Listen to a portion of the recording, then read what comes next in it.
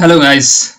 So we are now back with World Championship and Game 1 analysis. We're gonna do LIREN versus Gukesh. Let's dive into it.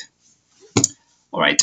So the first game is happening. Obviously, all games are happening in Singapore, but the first game was happening between Ding and Gukesh, and it was feeling like Gukesh is gonna win this series very comfortably. But Ding Liren played amazing chess. Let me show you. Let's not waste more time. Gukesh got to e4, obviously, and Ding, like after, I mean, it was not expected of him to play French defense, and it's not played highly at that level. But again, uh, I think Ding was prepared against e4, and because that's I think mostly all the 14 games will have at least like 12 to 13 games of e4 played from both sides. So yeah, I don't think maybe Gukesh does play d4 c4, but fine.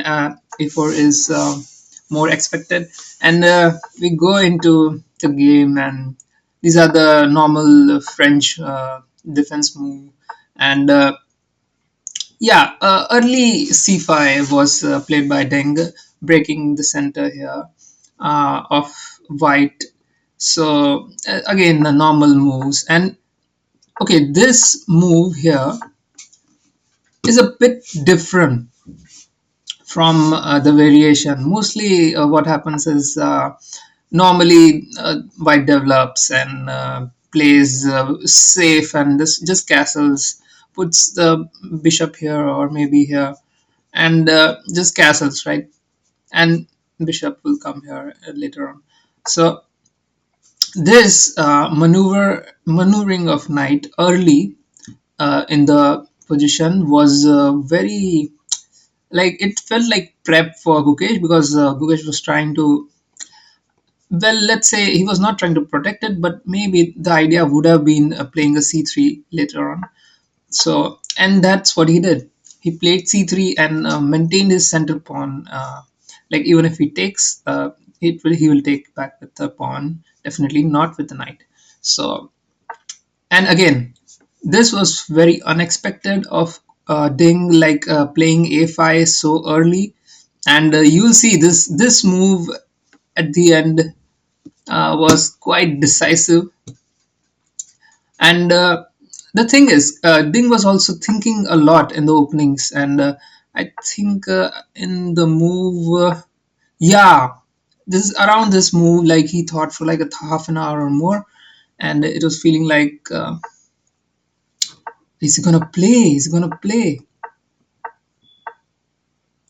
Yeah, I think this is the move where he thought for like 14 minutes and played his queen to a5, which was again okay. Yeah, this is the idea that I was telling you guys, that bishop will come here and again solidify this line as well. Bishop can go here, or he can play here, or he can protect this line. So that was all good. This was all good till here. Everything was nice. Okay, should have just maybe, it felt like this maneuver here of knight just told me that this bishop is not going anywhere for a long time unless he tries to do this and fianchetto his bishop. But Gukesh has different plans, and I don't know what was his prep, but g4 was pretty like surprising move, and I saw this move live.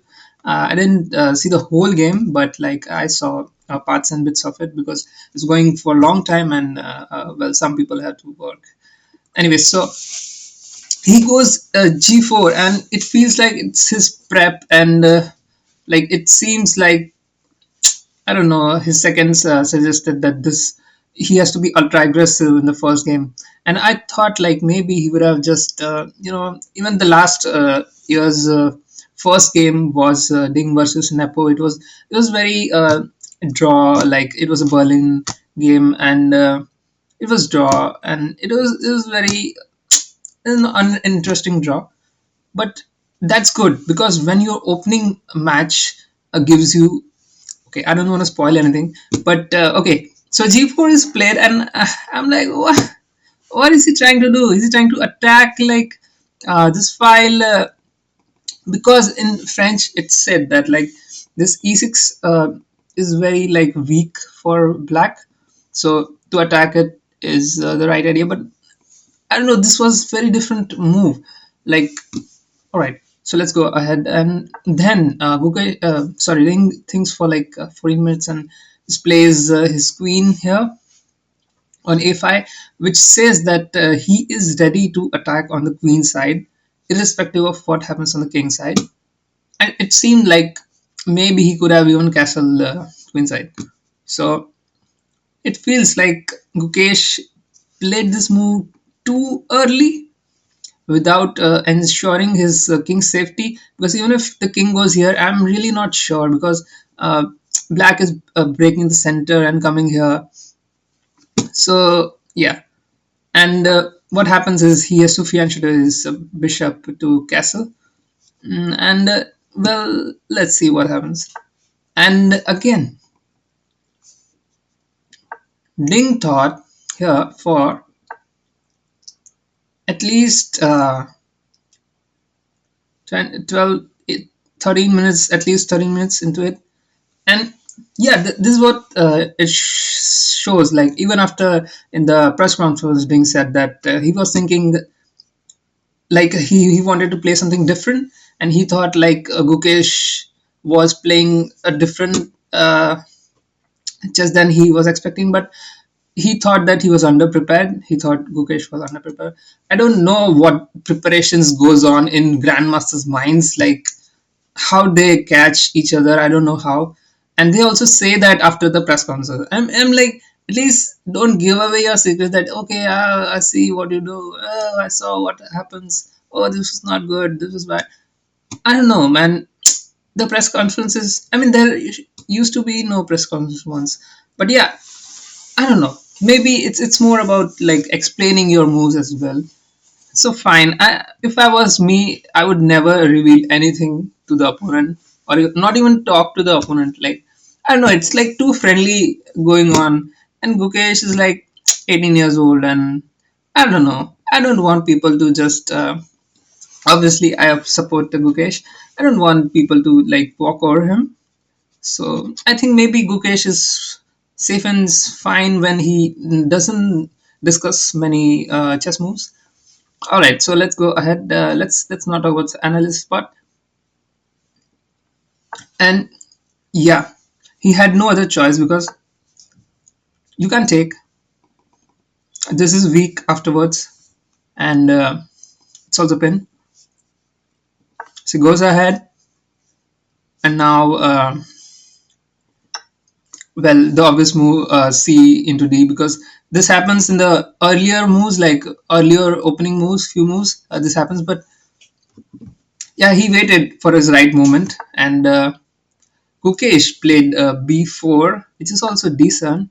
But the thing is, queen goes back, and now it's like, how do you take this? If you take with the knight, it's a kind of like, I don't know, because he's opening this up, and the queen is not going anywhere from this area.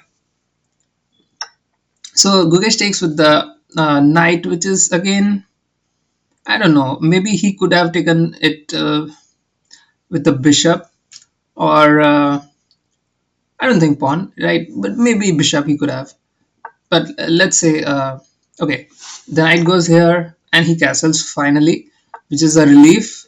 And the knight has been maneuvered very well by Ding over to this outpost at c4, and now he has to reply with taking his bishop back because he was threatened, and also like feels like obviously the bishop has came here for a reason to give the king a bit of like safety net, and it's more of a defensive move than the attacking bishop. So, and his knight is in a very good position, So that's a attacking knight for black. Queen goes here, and knight takes, and knight goes to b2.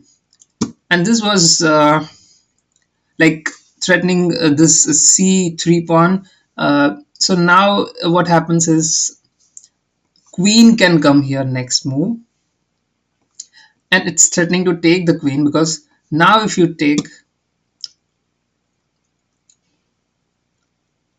well, it's not good. I don't know how they were thinking about it, but I think they wouldn't have exchanged the queens, and if they did exchange, I don't think that would be good for white. So the queen goes here because the queen is coming here next, and the pawn is also threatened. So Gukesh wanted to protect this pawn, obviously, and again rook comes here because I don't know, maybe he was thinking of taking with the pawn uh, when the queen comes here, and the bishop is also like threatening this square. So, and also he wanted to double everything on this file. But what I was thinking was Ding never even thought of castling. He didn't waste even single move on castling. That's what gave Ding a slight edge, because even right now it's like 0.01 in favor of Ding. And again, this was kind of an inaccuracy because, well, let's say this rook to c1 would have been better, because now you have a protector for a2 pawn, and even if the queen comes here and threatens this pawn, you have your rook saving this. So I thought maybe rook c1 was a better move, but I don't know. Gukesh made some few inaccuracies, like even taking like knight coming here and all that. So fine, the rook comes here, which is very highly unlikely to play. Like I don't know, Gukesh is very solid player. I played against him, and he's like, obviously I am no match for him, but uh yeah.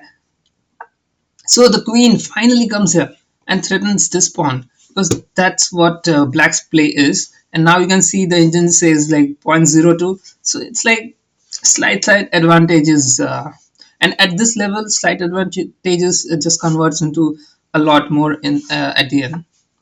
So now Gukesh starts attacking, because he totally forgot what's happening, why he played this g4 move. He wanted to attack, and he just totally forgot about it, because Ding diverted his whole mind on the queen side attacking here. So I don't know, he just gave up his pawn, but I don't think this was coming very soon.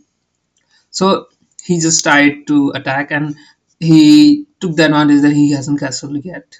So the queen then comes here.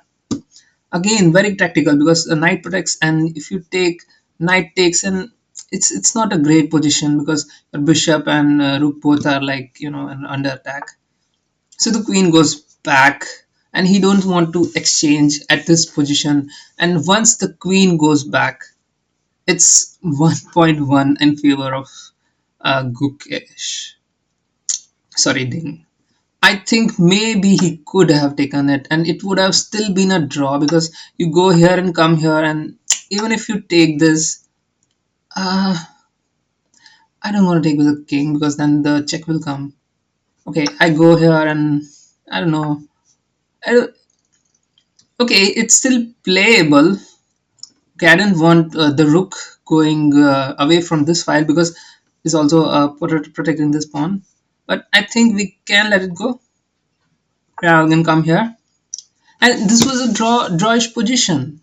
No, it was not. It's still in favor of. All right. Okay, this is draw. You just come back. Okay, that's a draw. Yeah, so I don't know. It could have been a draw if we just took the queen, but well, Gukesh went for the queen e1 move, and now that's a excellent move by Ding. Bishop coming here and attacking the rook, which was always a possibility. In case he came up with the other rook here,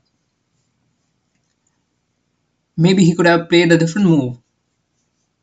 But yeah, let's say, okay, the rook goes here.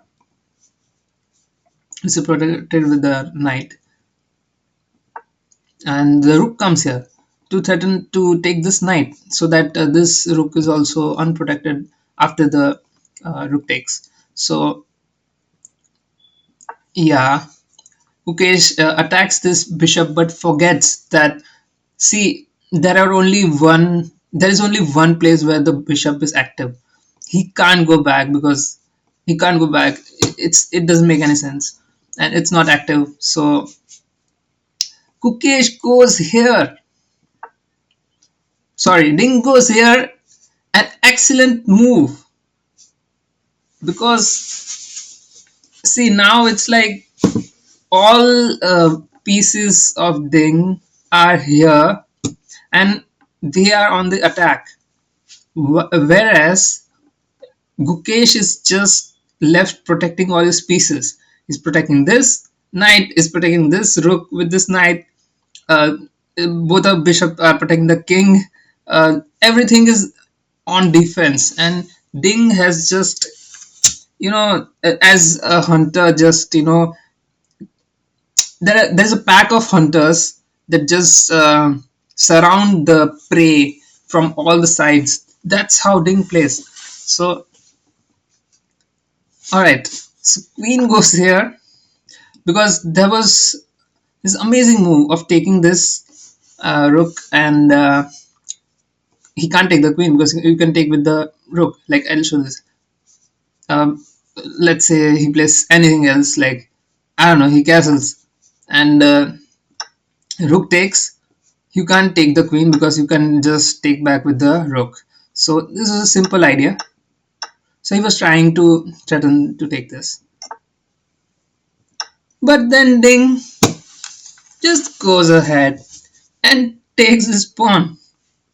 It doesn't even bother taking this knight. I mean, he shouldn't have taken that knight at that position. He just takes his pawn.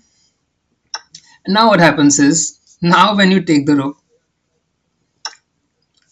rook takes, and your pawn down, especially pawn down against Ding LIREN, who's the world champion. And again, this could have been like taken with bishop, but fine, it's very minor inaccuracy. Knight goes here. It's an excellent move, but it's one move late because, like, come on, right now you're losing pawns everywhere, and now you're 2 pawns down. You take the bishop anyways. Queen takes. Queen comes. Queen needs to be active, so he places queen to c2. I think. I mean, obviously, it's not a great move. It's an inaccuracy, but I think maybe the queen could have come to a better position. Like, suppose at this point, I thought maybe he could have just played this to somehow, stop this from castling and attacking the queen. And I don't know, even if he takes this pawn, I was sure that Gukesh could have came up with something like, I don't know, come here, takes this pawn. uh, I don't know, maybe it was an active move. So yeah, okay, queen takes, and queen comes here, and this is a very excellent move because now it's like you get a passed pawn after that. And anyways, this pawn is passed, but well, it's more passed. So Ding was playing excellent moves one after another. You would obviously not exchange, so Gukesh moves his queen away, and now again excellent move. Okay, he goes here, and this is the part where you just exchange. As a lower rated player, you'll just exchange, right? But then Ding goes for knight d3. The idea is to disconnect this bishop from the queen, because now it's like, what would you play, right? When you play this, you'll just take this. So the queen has to go and protect this bishop, right? and that gives away his chance because now the rook takes and there is a discovered check as well coming. So you can't take with the king. He takes with the bishop. And at this point, you'll think that the white has two bishops, so there's a two bishop advantage. But no, the thing is, he's two pawns down. Again, excellent move because now what you're gonna do here? If you take right, you can't take because your bishop is attacking your queen, so it's kind of pinned. But the thing is, when you take this, a check, and then you can take the bishop. But again, it's protected, and yeah, well, you can just bring your bishop into play because it's been inactive since a long time, and now it feels like everything is surrounding the king again, and again, both the bishops and queen are busy in defense. So again, the bishop comes back here to protect the other squares for mm, white, and I don't know, maybe here it was like the king was too exposed because there are literally no pawns around him.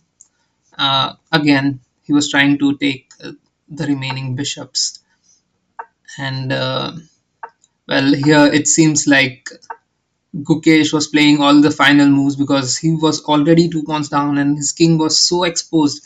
And here the checkmate is also coming in.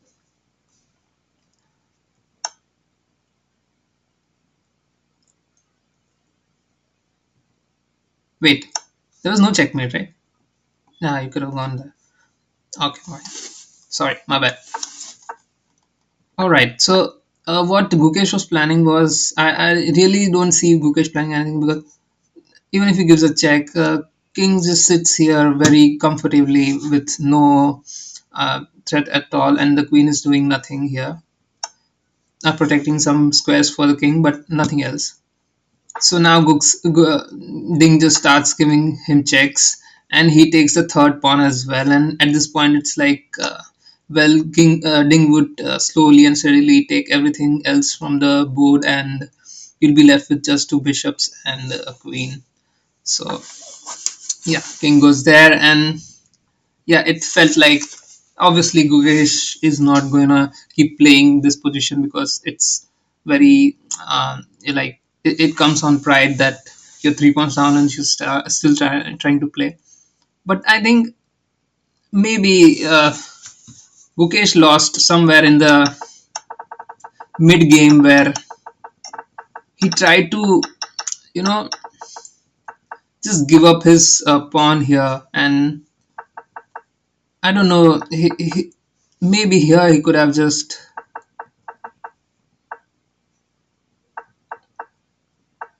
yeah, if he played this rook instead, it would have been literally a different game because now it feels like, okay, why is the, yeah. So this is a variation. So here I feel like everything is protected. Don't look at the bar. That's not synced. But I think maybe, I don't know. Even if he tries to come here, wait, it's white move. Yeah, I felt like this could have been good because now you're like, see, now you're +1. So once you vacate the square from the rook, your bishop here is doing nothing. It's doing nothing. If you come here and break this whole file for yourself, it's good for you. So I think maybe this rook could have came here, protected this pawn. Even if the queen comes here, now you take your bishop here, and now he's forced to do something, right? He can't stay on this line. He can't stay on this line. All he has to do is to go back, right? So I felt this was more better continuation. Now we can go in and attack, right? You can go in attack maybe, and I feel like this is a better position for a white. But I don't know. Maybe Gukesh was. I think Gukesh could have Like maybe he was under time pressure later on, but I think maybe he could have figured this position out. And because I saw that this rook here coming, it could have been more possible, because the bishop, we understood, a bishop is doing nothing, because especially in French what happens is the center is blocked by black, and fian shouting in that case is not that ideal, because you play your bishop here on this line and try to pin your pin the knight of the opponent if it's there at the beginning. I'm talking about that. So once you do this, obviously he can somehow bring his bishop here and take your bishop, which is fine, totally fine, because anyways now you're attacking on this file, right? Even if there is no rook behind it, it's okay, because you have your knight here, plus your queen also looking in this direction, right? He can do this, by the way, but then you can just play this and play this, and if it comes here you can play this. So it was a good position for white. Take and you take, and now two pawns going into the center. This could have been a good position for white. I don't know, like maybe some version of this would have happened, but this was better for white. All right. So again, first game lost by Gukesh. Just summarizing everything. I don't know. We all were thinking that Gukesh will win this very easily, but it's going to be a tough challenge, and this is going to be a mountain to climb, because now you are down on game one. You're down on game one, and well, now it's like game two, game three, game four, game five. You'll be just playing a catch up with Ding, and eventually it will be like, if Ding draws the next 4 5 games, it's okay for him, because it's totally fine that see, drawing with Ding is quite easier, but like defeating him is way difficult in classical games. In shorter formats, maybe he's not that great as in terms of Gukesh and every other grandmasters. And Gukesh has been very actively playing in all the tournaments previously, like previous to this tournament and near to the World Championship as well.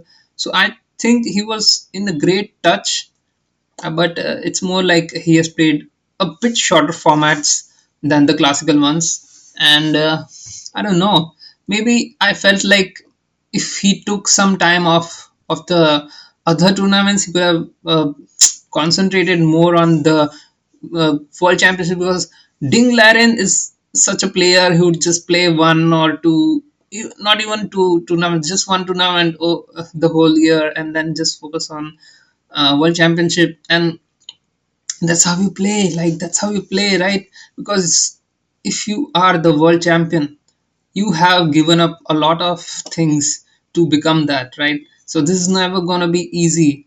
Ding Laren in world championship is totally a different person than him playing in any other tournament. So even if Gukesh has higher ELO, Gukesh has 2383 and Ding is 27. So 2783 and Ding is 2728. So there is like a 50, almost 50 points difference between both. But that's the thing, he is preparing for world championship format, and Gukesh is, I don't know, predominantly very attacking player, and he uh, plays moves that are very creative. But maybe he has to take a bit time to analyze every position, and because Ding is such a great thinker, he will come on the top if it goes to the end part of the tournament. We have 14 games, 30 more games to go. Let's see. Let's hope that Gukesh can make it and become the newest Grandmaster of India, the second world champion from India. And yeah, I just wish him all the best. And thank you so much, guys, for watching. Please subscribe to the channel. I'll be bringing all the analysis of all the games happening, detailed and shorter versions of it. Thank you so much for watching. Please subscribe to the channel, and we are streaming every week, 1 or 2 times, and on Wednesdays as well. were the Arena Kings. So do check them out as well. Plus, we are posting all the reels every day, and we are having a very special video coming out on Sunday. We'll talk about that later. Let's meet you tomorrow on Game 2 analysis. Thank you so much. Bye bye. I don't have a like outro or thing. I can't say get lost and all that. No, please stay, please stay. I'll be like silent for 30 seconds. Just say stay and look at Octo like 30 seconds.